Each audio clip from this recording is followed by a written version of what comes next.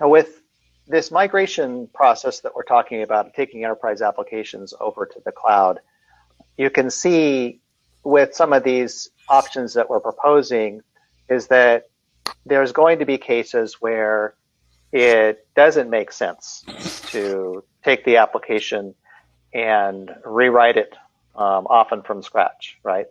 There are going to be times where you can do exactly what we were showing here with the Transformation Advisor, is to analyze some key dependencies and take applications that are ready to run in a cloud and containerize them and move them directly to a cloud.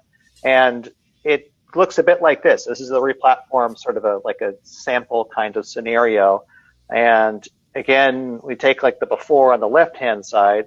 We have a WebSphere application server environment, and the app is running inside a WebSphere. Deployed also in the data center, you'll have middleware, DB2, MQ, Oracle, other kinds of databases are available. And this process of just replatforming takes that application and puts it into a container with Liberty runtime, and then deploys that into a cloud and Kubernetes environment. That application is running.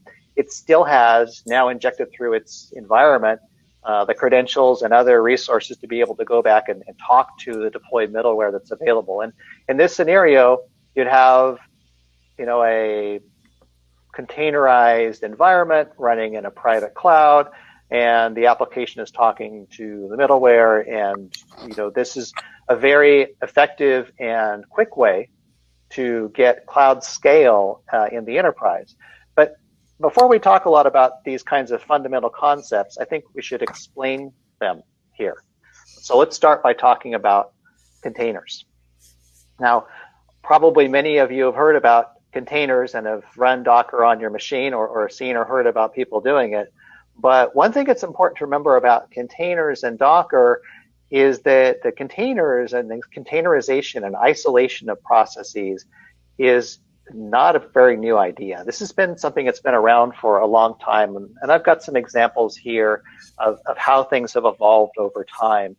And it's important to note that what's really significant here with Docker, and why Docker containers have become so widely used and a part of a growing ecosystem, is the overall ecosystem itself. It's not just a platform, it's also an ecosystem. And it's an ecosystem built upon a large library of available container images that are from many different providers. So at a fundamental level, what's happening here is that I'm running a single process, and that single process is surrounded by the assets that it needs to run, and that's a container image. And it's a much more efficient way to deliver applications than installing an application on top of a full operating system image. It's running on top of a hypervisor that's running on top of a VM and cloud environment. And let's see why. So what is going on is that a container is isolation that's done at the process level. And when you look at, and this is not just a Linux phenomenon, there are other operating systems as well, there's Windows containers as well. But think of it this way, is that at the platform level, in the kernel, instead of having a namespace that all of the processes on that kernel can see, I create a unique namespace, and those namespaces cover a number of different dimensions within the kernel. They'll cover process ID space, they'll cover user ID space, they'll cover networking services, naming services, IPC, and also file system supports, right? And so this allows a single process to run in a way in which it doesn't see anything else around it. And it's still within a host, and that host is up and running. And this is one of those key differences between VMs and containers, and that is that the container is just a single process, it's an isolated space.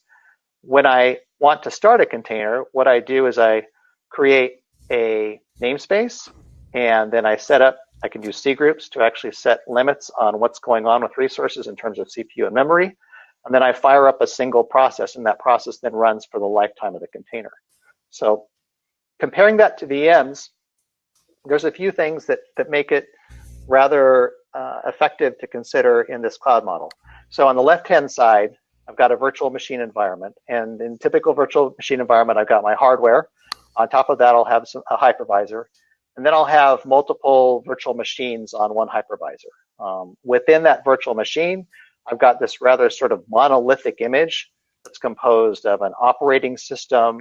I've got libraries, and then I could have one or more applications all run. And that's why I have an OVA file, which would have all of these, items on it. In order for us to be able to start an application, I have to kick on the hardware, kick on the hypervisor. Let's say that's already running, right? For me to start an application from a VM, I've got to load into the hypervisor. I've got to mount that source OVA. Then I've got to boot that operating system. Operating system has to come all the way up, all the environments come up. At that point, I can start an application. Shift over to the right-hand side. The key thing that's different here about the container is that within the container, I am my isolation layer. You can think about it's like going back into the depth of the slide, right? So each container has got a thin, and we'll use the term layer, and I'll talk a bit more about it later, a thin layer of resources that are needed by that application. There are probably some operating specific elements that I need. Maybe it's like a base operating system. It could be a full operating system like Ubuntu, but then there's also a container image that's very popular called Alpine, which is a stripped down version of an operating system with the OS specific files. I might need some libraries or runtime. So for example, the Liberty runtime would fall into the category of these supporting pieces. And then I'll have my application. So when you think of this starting up, what will happen is that this image, container image, which is composed of a number of layers, to start the application, I would map these image layers into a read-write, into a stack. It's sort of like, think of like transparency in a slide, into a file system. And then that's mounted by that process. It's my app. But all that has to happen here in this case, if I already have these image layers sitting on that base operating system in a repository, the only thing that I need to do to be able to start up that application is, instead of starting an operating system and all these other components, all I do is I start my library and my app. Like for example, I start Liberty and I start my application, and it's much less that has to start. So when I'm spinning up a container versus spinning up a VM, I have fewer things to start, and so I can very quickly instantiate new applications or horizontal application copies.